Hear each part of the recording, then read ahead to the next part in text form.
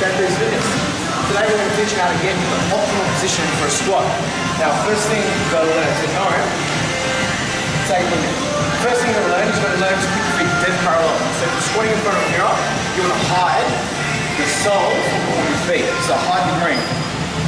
Slightly inverted is actually parallel. So if they're feeling slightly inverted, that's parallel. Now the next thing you want to do is you want to make sure that you push to the outside of the heel. So you want the weight through there. Now I've got lack of mobility, so if I can get in this position, anyone can.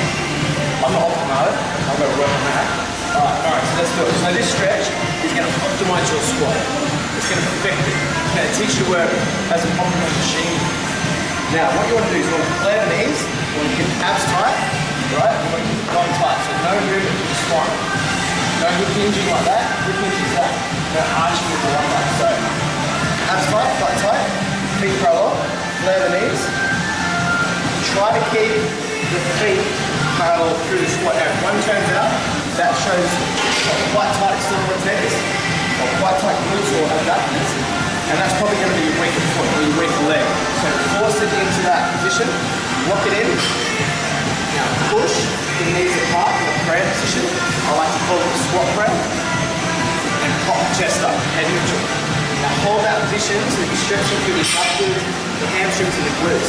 Now if you can hold this position for 60 seconds every day, this is getting your body used to that bottom part of the squat. Flaring the knees, abs tight. Now what we're going to do is we're going to use a little bit of clean air. So flex the bum for 5 seconds.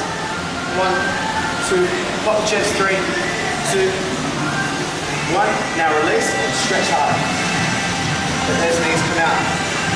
Push the bum to the heels. Another 20 seconds, fast, just pretend. Flex the bum again. 1, 2, 3, 4, 5, and release. Flare the knees even harder, up the chest. Now when you come up out of it, push through the heels. So first things first, you're going to flare, flex the bum, and drive. And that's the hip opener with the prayer squat. Getting you better at squats, baby.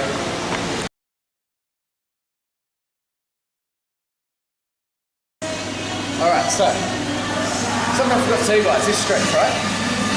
It's a really good test to see where your mechanical issues lay, whether it's in the hips, the knees, or the ankles, or the back. Now, there's two big causes to a bad squat. And a bad squat looking like this. I mean, you've all had clients, or you all have friends, or you might even be like this, alright? So, when you get that, shoulders getting past parallel with the legs and start to bend more from the hips, yeah? Now that issue can come from a few places. A lot of the time, it comes from awareness, so not being able to actually use the knee strength, or the quad strength, glute strength.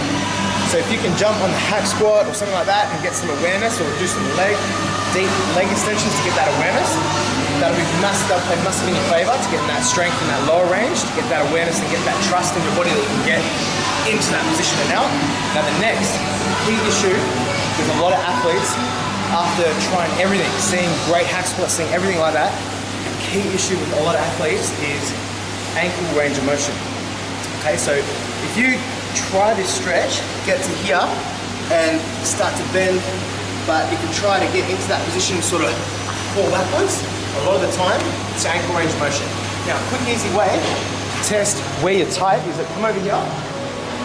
Now, you want to get flat feet. Right, it's called the wall to knee test, flat feet, come around here. You want to get about 10 centimeters back from the wall. Now, if you can't touch the wall with your knee without bending your foot off the ground, or only getting to there, or not even being able to get past the toe, if you can't get about 10 centimeters past the toe, touching in both ankles, then you've got some sort of deficiency in range of motion in your ankle and ankle mobility. Now, you want to test yourself. Does it hurt at the front, or does it hurt at the back? Now it's good if it hurts at the back, that's easy to take care of. If it hurts at the front, it's generally the talocrural joint, which is the ankle joint, which needs some immobilization. So you probably need to see a physio, maybe a chiro, someone who can do some manipulation on that joint, all right? And get that joint moving a little bit better. But if it's the back, it's generally the Achilles, or the posterior tib, or the gastroc, or the lateral gastroc is quite tight, or even the perineum. Okay, so what you want to do, if you want to do a thing like this, so it's the back, it's tight, that's stopping you from getting that range, because when you squat, you need your knees to come over your toes to get hip and torso upright. If it can't, you'll get to here and you'll bend. So to get that range of motion and to get that mobility through the back of the ankle, I've got a few things for you. If you've got a band, perfect. Get it about hip height, step through it. Bring it up to about the middle back, thoracic. Get in that position, squat down, first stretch, and then get a 20 kilo plate, keeping your feet neutral, place it on the knee to put pressure on the knee to come over the toe. Now you want to stretch it out. So see how now I'm putting it in that optimal position where you want to be with your squat? So you're practicing that. Do that for about 30 seconds on each side. Down, down, down, stretch it out, feel it stretch all through the back, almost till it's piercing the front of the joint, or the talocrural joint around the front, so you want to feel it stretch out the back. Keep it parallel, not turned out.